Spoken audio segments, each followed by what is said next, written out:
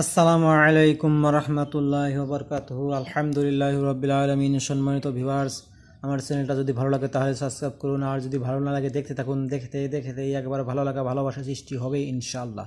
আলহামদুলিল্লাহ, আজকে যে বিষয় নিয়ে কথা বলবো সেই বিষয়টা হলো বৃষ্টির পানি দিয়ে আপনি 40 দিনের মধ্যে আপনি ডায়াবেটিস নিয়ন্ত্রণে করতে রাখতে পারবেন, ডায়াবেটিস ভালো করতে পারবেন ইনশাআল্লাহ।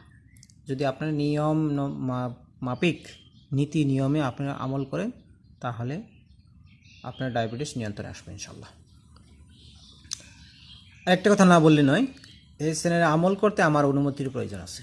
যারা আমার অনুমতি নেবেন, আমল করবেন, সাকসেসফুল হয়ে যাবে ইনশাল্লাহ। আপনার আমলে ইনশাল্লাহ খুব ভালো হবে। আমল তো ভালো করে মালিক সব আল্লাহ, কিন্তু একজনের উসিলায়। আমার চ্যানেলটা সির্ফ সাবস্ক্রাইব করবেন, তাই আপনি অনুমতি পেয়ে যাবেন ইনশাল্লাহ, আপনার জন্য ইজাজত।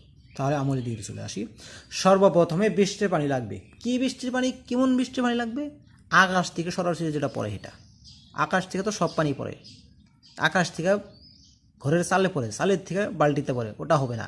আপনার বালতিটা আপনি ঘরের বাইরে রাখবেন। বাইরে রাখার পরে আকাশ থেকে যে পানিটা পড়ে ওই পানিটা নেবেন। নেওয়ার প্রত্যেক দিন ফজর নামাজের পরে বৃষ্টির পানি 1 গ্লাস নিলেন। নেওয়ার পরে আপনি যাই নামাজে বইসে ফাতিহা পড়লেন, আলহামদুলিল্লাহ সূরা পড়লেন, ফাতিহা আলহামদুলিল্লাহ সূরা পড়লেন 7 বার। পড়া হয়ে গেল। আমরা সূরাতুল ফাতিহা তো সবই আমরা জানি। তারপর পড়বেন সূরাতুল ইখলাস, যেটা কুলহু সূরা, কুল হুয়াল্লাহু আহাদ, এই সূরাটা 7 বার পড়লেন। তারপরে পড়বেন সূরাতুল ফালাক, 7 বার পড়লেন।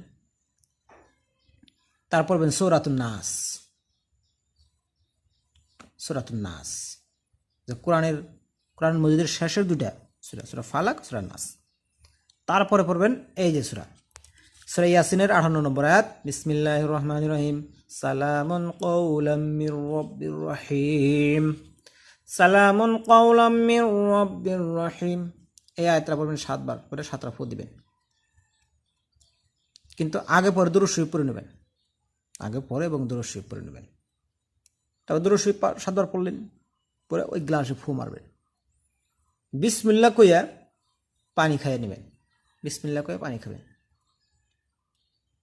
একাধারে আপনি 40 দিন আমল করতে হবে, এক নাগারে 40 দিন আমল করতে হবে, বাদ দেওয়া চলবে না। এই আমলটা মেয়ে মানুষও করতে পারবেন, যাদের মিন্স আছে, অসুবিধা নাই। কিন্তু কোরআন হাত দিয়ে ধরে কাম করতে পারবেন না, মুখস্থ পড়তে পারবেন, বলে কিচ্ছু হবে ইনশাল্লাহ, হবে না। আর একটা নিয়ম আছে, নিয়মটা বলি নাই। আপনি যখন আমল করা শুরু করবেন, যখন একবার পড়বেন, একবার ফু দিবেন, হ্যাঁ, হাতটা করবেন কি, যখন গ্লাসটা নেবেন, গ্লাসটা নেওয়ার পরে ফু দেওয়ার পরে হাত দিয়ে ডাকবেন।